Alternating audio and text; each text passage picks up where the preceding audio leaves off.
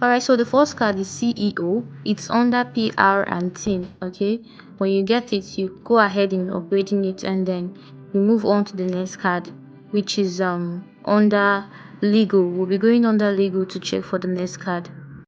Alright, so we clicked on legal and now we are scrolling downwards. We're scrolling up to look for license of Japan. So you can see Japan license here, and what it says that is that you have to invite one friend more to be able to access it. The thing is that I have over 50 friends, but I'm surprised they're still telling me to invite a friend. So I don't know what that one's all about.